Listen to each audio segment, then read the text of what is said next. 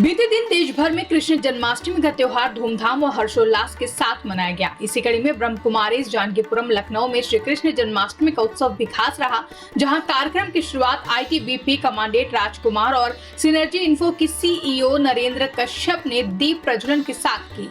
जहां पर कार्यक्रम के दौरान ब्रह्म कुमारी जानकीपुरम के मुख्य संचालिका बीके सुमन दीदी ने श्री कृष्ण की लीलाओं और उनके व्यक्तित्व पर प्रकाश डाला।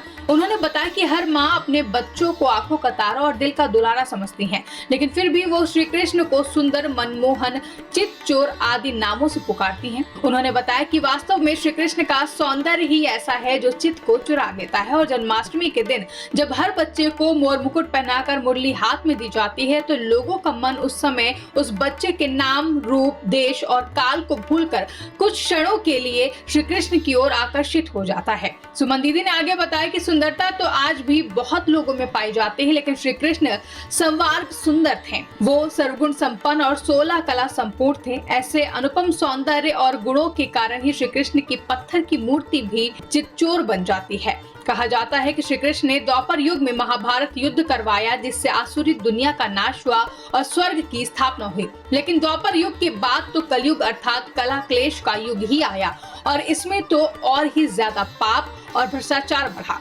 स्वर्ग की स्थापना कहाँ हुई?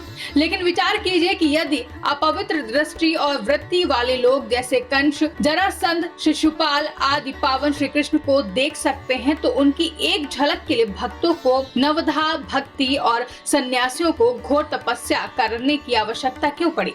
इस बारे में उन्होंने बताया कि वास्तव में श्री कृष्ण की दुनिया में कंस, जरासंध, शिशुपाल जैसे आसुरी वृत्ति वाले लोग थे ही नहीं और न ही उस समय कोई पाप या भ्रष्टाचार का नामो निशान था, क्योंकि श्री कृष्ण का जन्म तो द्वापर में नहीं बल्कि सतयुग के आरंभ में हुआ था। उन्होंने आगे कहा कि अगर श्री कृष्ण से सचमुच प्यार है तो उनके बैकुंठ में आप जाना चाहते हैं तो पूर्ण पवित्र बनो, क्योंकि विकारी और आसुरी स्वभाव वाली आत्माएं बैकुंठ में नहीं जा सकती हैं और उनका श्री कृष्ण के साथ कोई संबंध भी नहीं हो सकता है। उन्होंने कहा कि श्री कृष्ण तो सर्वगुण संपन्न, 16 कला संपूर्ण और संपूर्ण अहिंसक थे। इसलिए देखना ये चाहिए कि आपने अपने में कहां तक दैवीय गुण धारण किए हैं, पवित्रता की कितनी कलाएं अपनाई हैं। अपनी धारणा की ओर ध्यान दिए बिना तो देव गणों की भक्ति से भी कोई विशेष फल नहीं मिलता है। सुमन दीदी के संबोधन के अलावा कार्यक्रम में सतयुगी राज दरबार, कृष्ण की लीलाओं का मंचन और झांकी का भी विशेष आकर्षण रहा। इस मौके पर